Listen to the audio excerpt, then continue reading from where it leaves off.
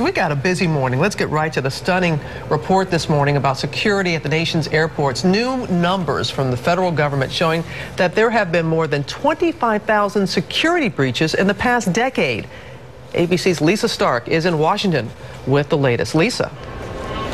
Good morning, Robin. Well, billions have been spent on aviation security since the 9/11 attacks, and critics worry that these latest numbers show that we still have a ways to go to ensure that our skies are safe. The lapses occurred at security checkpoints with the screening of checked luggage, and there were breaches of airport perimeters. According to the documents from the Transportation Security Administration itself, some 14,000 people managed to get into secure areas of airports. It happened at Newark last year. A lovesick boyfriend snuck through a security exit to bid his girlfriend goodbye. Thousands of passengers had to be rescreened.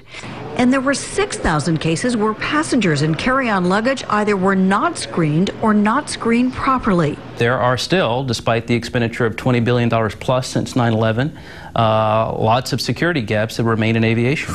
This report comes as a stun gun was discovered Sunday on a JetBlue flight from Boston to Newark.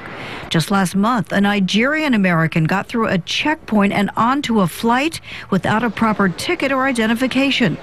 And in December, a loaded high-powered Glock like this one made it onto a flight from Houston.